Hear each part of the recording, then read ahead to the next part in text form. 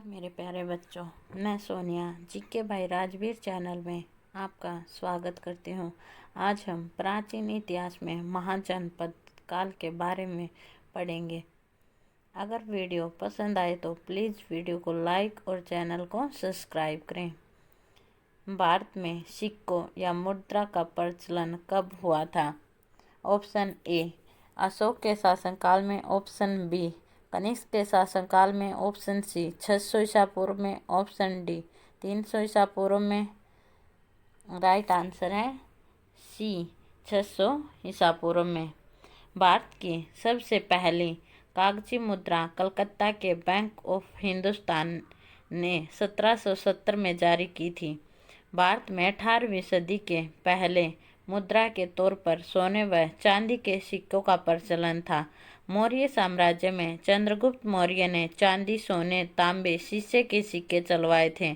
6ठी शताब्दी में सिक्कों को पुराण करसपना या पना कहा जाता था।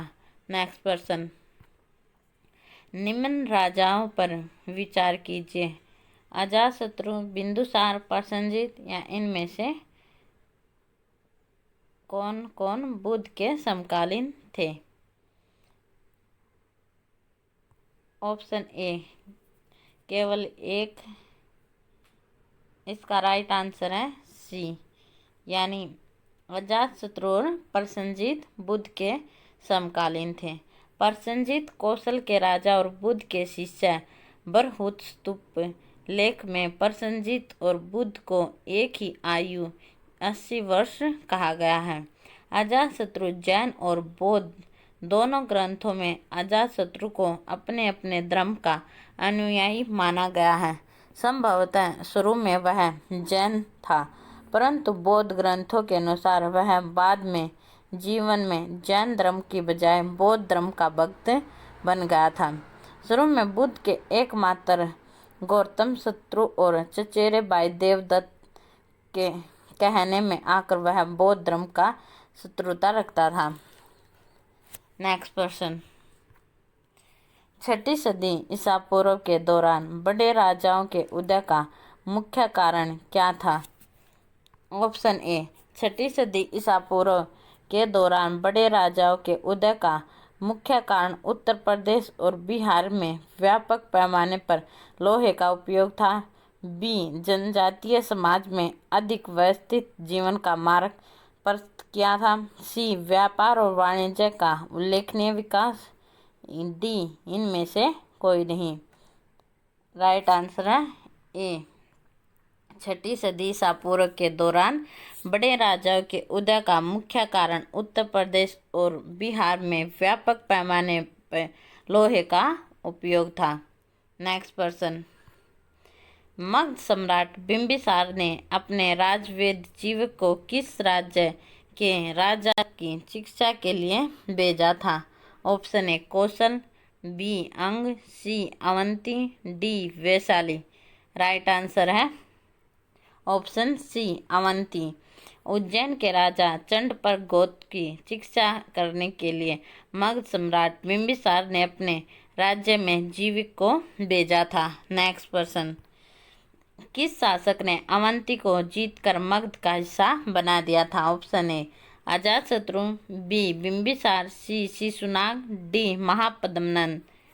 राइट आंसर है ऑप्शन सी शिशुनाग। शिशुनाग 412 ईसा पूर्व में गद्दी पर बैठा। महावंश के अनुसार वह लिच्छवी राजा के वेश्यापत्नी से उत्पन्न पुत्र था। पुराणों के अनुसार वह अक्षत्रिय था। इसने सर्वप्रथम मगध के प्रबल प्रतिद्वंदी राज्य अवंती पर वहां के शासक अवंतीवर्धन के विरुद्ध विजय प्राप्त की और उसे अपने साम्राज्य में सम्मिलित कर लिया। इस प्रकार मगध की सीमा पश्चिमी मालवा तक फैल गई। तदुपरांत उसने वत्स को मगध में मिलाया। वत्स और अवंती के मगध में विलय से पाटलिपुत्र के लिए पश्चिमी देशों से व्यापारिक मार्ग के लिए रास्ता खुल गया। नेक्स्ट पर्सन, किस मगध सम्राट ने अंग का विलय अपने राज्य में कर लिया था? Option A Bimbisara, B Ajatashatru, C Udayan, D Shishunaga. Right answer है बिंबिसार। बिंबिसार मगध सम्राट था, वह हर्यक वंश से था। बिंबिसार इसने अंग राज्य को जीतकर उसे अपने साम्राज्य का विस्तार किया। यही विस्तार आगे चलकर मौर्य साम्राज्य के विस्तार का भी आधार बना। नेक्स्ट पर्सन, शिशुनाग ने किस राज्य का विलय मगध साम्राज्य में नहीं किया? ऑप्शन ए अवंती, बी वत्स, सी ए और बी दोनों, डी काशी। राइट आंसर है डी काशी। शिशुनाग ने काशी राज्य का विलय मगध साम्राज्य में नहीं किया था। इसने सर्वप्रथम मगध के प्रबल प्रतिद्वंदी राज्य अवंती पर वहां के शासक अवंतीवर्धन के विरुद्ध विजय प्राप्त की थी और उसे अपने साम्राज्य में सम्मिलित कर लिया था। इस प्रकार मगध की सीमा पश्चिमी मालवा तक फैल गई थी। तदुपरांत इसे वत्स को मगध में मिलाया। वत्स और अवंती के मगध में विलय से पाटलिपुत्र के लिए पश्चिमी देशों से व्यापारिक मार्ग का रास्ता खुला। नेक्स्ट पर्सन, काशी और लिच्छवी का विलय मगध साम्राज्य में किसने किया? Option A Bimbisara, B Ajatashatru, C Udayan, D Shishunaga. Right answer है अजातशत्रु। अजातशत्रु मगध का एक प्रतापी सम्राट था जो 493 ईसा पूर्व में मगध की गद्दी पर बैठा। बिंबिसार का पुत्र जिसने पिता को मारकर राज्य प्राप्त किया था। इसने अंग, लिच्छवी, वजी, कौशल, काशी जनपदों को अपने राज्य में मिलाकर एक विस्तृत साम्राज्य की स्थापना की। नेक्स्ट पर्सन, मगध साम्राज्य के बारे में कौन सही नहीं है? ऑप्शन ए पुराण और महाकाव्य के अनुसार इसकी स्थापना बृहदत्त ने की थी, बी महापद्मनंद ने इसे सर्वाधिक विस्तार प्रदान किया तथा सर्व अक्षेत्रत यानी अक्षत्रियों का अंत करने वाला इकराहट की उपाधि धारण की, सी ग्रीवर्ज, राजगृह, पाटलिपुत्र, वैशाली इसकी 4 राजधानियां बनी, या इनमें से कोई नहीं। राइट आंसर है इनमें से कोई नहीं। मगध राज्य का विस्तार उत्तर में गंगा, पश्चिम में सोन, दक्षिण में जंगल आच्छादित पठारी प्रदेश तक था, यानी दक्षिण में जंगल और पठारी प्रदेश था। पटना और गया जिले का क्षेत्र प्राचीन काल में मगध के नाम से जाना जाता था। मगध प्राचीन काल से ही राजनीतिक उत्थान और पतन और सामाजिक और धार्मिक जागृति का केंद्र बिंदु रहा है। मगध बुद्ध के समकालीन एक शक्तिशाली संगठित राजतंत्र था। कालांतर में मगध का उत्तरोत्तर विकास होता गया और मगध का इतिहास भारतीय संस्कृति सभ्यता के विकास के प्रमुख स्तंभ के रूप में संपूर्ण भारतवर्ष का इतिहास बन गया। महाभारत तथा पुराणों के अनुसार जरासंध के पिता चेंदिराय वसु के पुत्र बृहदर्थ ने बृहदर्थ वंश की स्थापना की थी। नेक्स्ट पर्सन, सिकंदर के आक्रमण के समय उत्तर भारत पर निम्नलिखित राजवंशों में से किस एक का शासन था? Option A Nanda, B Maurya, C Shunga, D Kanva. Right answer है ए नंद वंश का। सिकंदर के आक्रमण के समय उत्तर भारत पर नंद वंश का शासन था। नंद वंश का राजा घनानंद सिकंदर का समकालीन था और इसी के शासनकाल में सिकंदर का आक्रमण हुआ था। नेक्स्ट पर्सन, निम्नलिखित में कौन सा एक ईसा पूर्व 6वीं शताब्दी में प्रारंभ में भारत का सर्वाधिक शक्तिशाली राज्य था? Option A Gandhara, B Kamboja, C Kashi, D Magadh.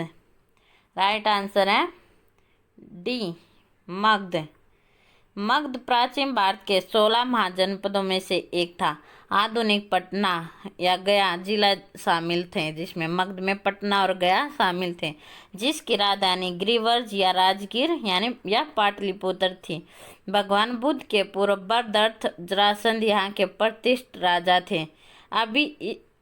इस नाम से बिहार में एक प्रमंडल है, मगध प्रमंडल। नेक्स्ट प्रश्न, निम्नलिखित में से कौन से भारत पर ईरानी आक्रमण के प्रभाव के रूप में माना जाता है?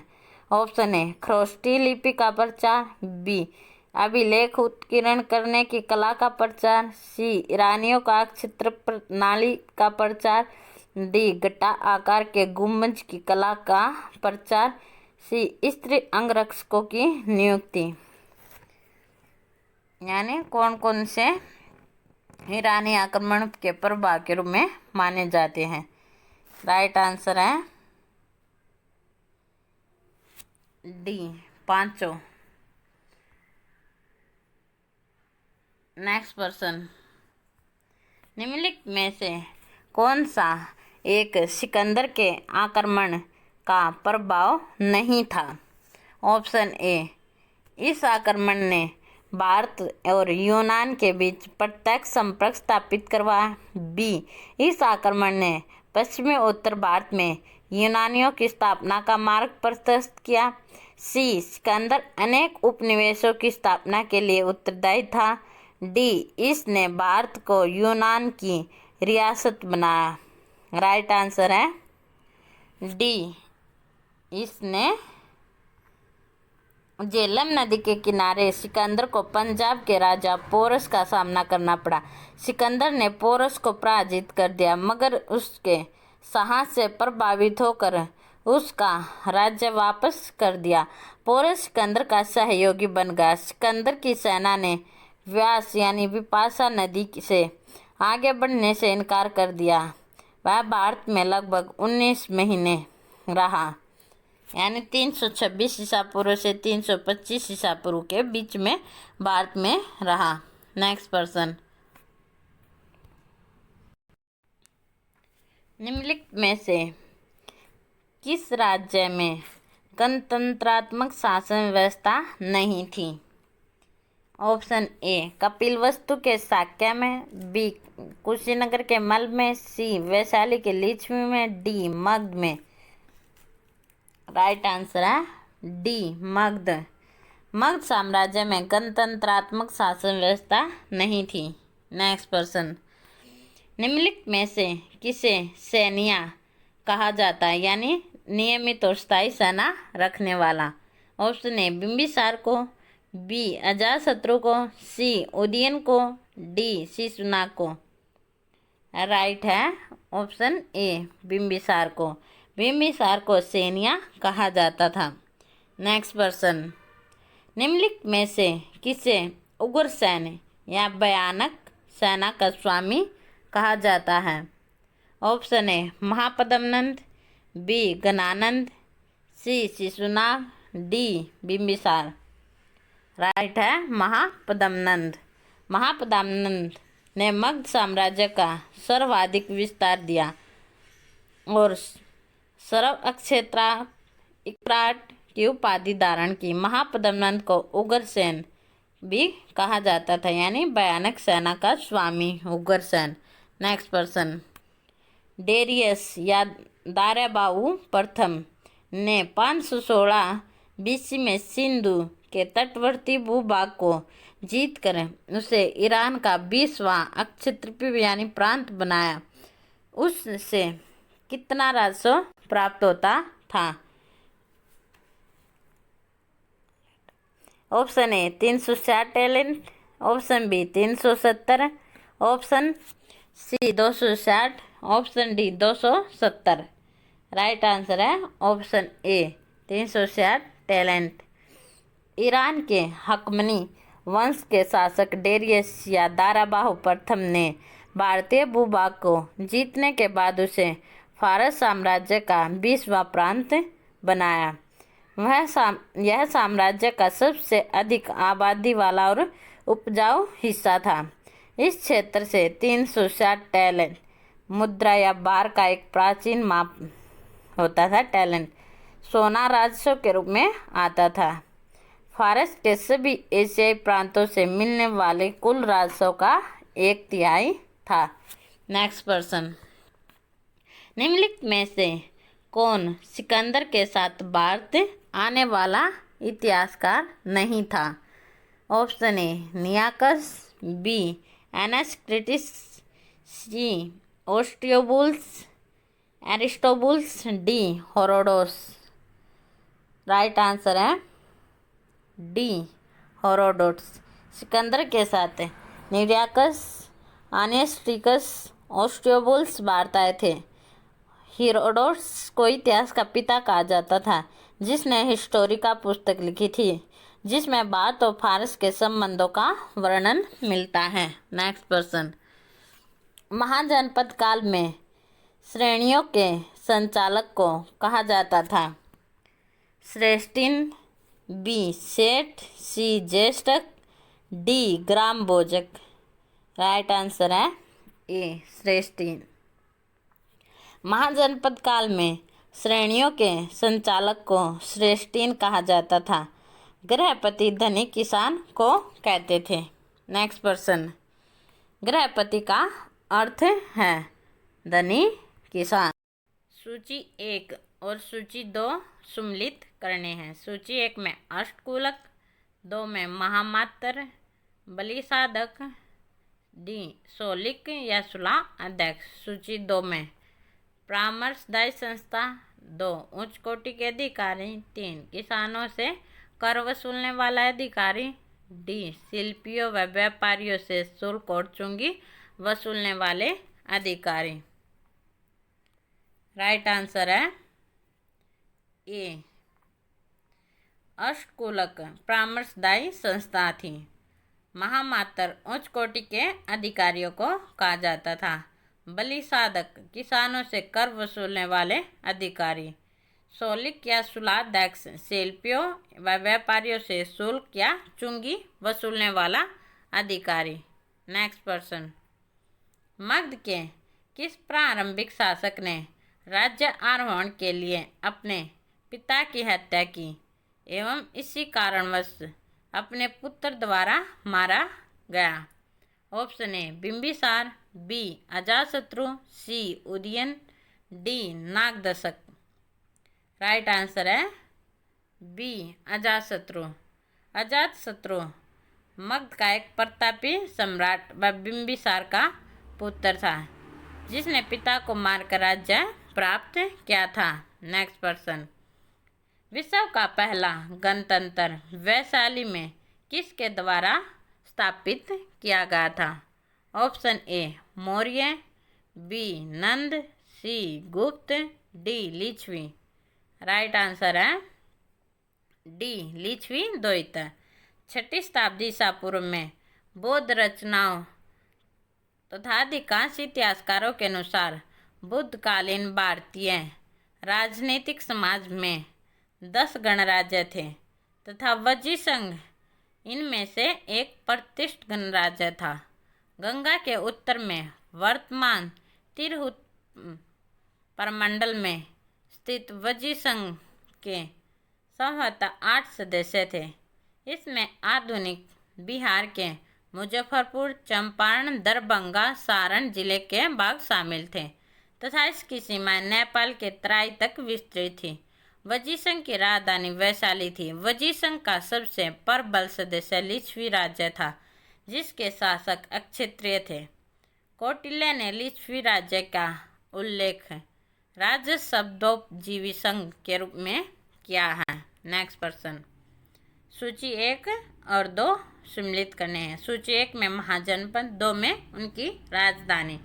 कुरु, पांचाल, कौशल, वश की राजधानी बतानी है। साकेत, कौशाम्बी, अधिछत्तर, इंद्रप्रस्थ। राइट आंसर है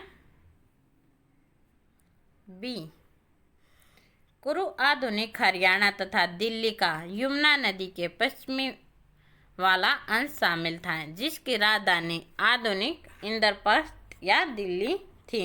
जैनों के उत्तराध्ययन सूत्र में यहाँ के इक्ष्वाकु नामक राजा का उल्लेख मिलता है। पांचाल, पश्चिमी उत्तर प्रदेश। पांचाल की 2 शाखाएं थी, उत्तरी और दक्षिणी। उत्तरी पांचाल की राजधानी अहिछत्र और दक्षिणी पांचाल की कपिल्य थी। मध्य दोआब क्षेत्र था। चुलानी ब्रह्मदत्त पांचाल देश का एक महान शासक था। कौशल उत्तर प्रदेश के अयोध्या जिला, गोड्डा और बहराइच के क्षेत्र शामिल थे। इसकी प्रथम राजधानी अयोध्या और द्वितीय राजधानी श्रावस्ती थी। कौशल के एक राजा कंस को पाली ग्रंथों में बरहसिंहो कहा गया। उसी ने काशी को जीतकर कौशल में मिला लिया था। कौशल देश के राजा प्रसन्नजित था। वह उत्तर प्रदेश के प्रयाग के आसपास केंद्रित था, या आधुनिक प्रयागराज कहा जाता प्रयाग को। पुराणों के अनुसार राजा निचखु ने यमुना नदी के तट पर अपने राजवंश की स्थापना तब की थी जब हस्तिनापुर राज्य का पतन हो गया था। इसकी राजधानी कौशाम्बी थी। नेक्स्ट पर्सन, निम्नलिखित में से कौन एक बौद्ध ग्रंथ 16 महाजनपदों का उल्लेख करता है? ऑप्शन ए अंगुत्तर निकाय, बी मंहिक निकाय, सी खुद्दक निकाय, डी दिग्ग निकाय। राइट आंसर है अंगुत्तर निकाय। अंगुत्तर निकाय में 16 महाजनपदों की सूची मिलती है। अंगुत्तर निकाय एक महत्वपूर्ण बौद्ध ग्रंथ है। यह सुत्त पिटक के 5 निकायों में से चौथा निकाय है। अंगुत्तर निकाय में गौतम बुद्ध और उनके मुख्य शिष्यों के हजारों उपदेश संग्रहित हैं। अंगुत्तर निकाय का हिंदी अनुवाद भदंत आनंद कौशल्यायन ने किया था, जिसे महाबोधि सभा कलकत्ता द्वारा प्रकाशित किया गया था। नेक्स्ट पर्सन, 6ठी शताब्दी ईसा पूर्व का मत्स्य महाजनपद स्थित था। पश्चिमी उत्तर प्रदेश में, राजस्थान में, बुंदेलखंड में, डी रुहेलखंड में। राइट आंसर है बी राजस्थान में। मत्स्य 16 महाजनपदों में से एक है। इसमें राजस्थान के अलवर, भरतपुर, जयपुर जिले के क्षेत्र शामिल थे। महाभारत काल का एक प्रसिद्ध जनपद जिसकी स्थिति अलवर जयपुर के प्रतिवर्ती प्रदेश में मानी गई है। इस देश में विराट का राज्य था और वहाँ की राजधानी उपप्लव नामक नगर में थी। विराट नगर मत्स्य देश का दूसरा प्रमुख नगर था। नेक्स्ट पर्सन, निम्नलिखित में से कौन एक मगध साम्राज्य की राजधानी नहीं रहा? Option A Girivraja, B Rajagriha, C Pataliputra, D Kaushambi. Right answer है डी कौशाम्बी। कौशाम्बी इसकी राजधानी नहीं रहा। इसकी राजधानी गिरिवर्ज राजगृह थी। हर्यक वंश के संस्थापक बिंबिसार के समय भी मगध की राजधानी राजगृह थी। उदयनी, जो कि हर्यक वंश का ही एक शासक था, इसने गंगा और सोन नदी के संगम पर पाटलिपुत्र को राजधानी बनाया था। नेक्स्ट पर्सन, ईरान के हकमनी वंश के किस शासक ने भारतीय भूभाग को जीतने के बाद उसे फारस साम्राज्य का 20वां प्रांत बनाया?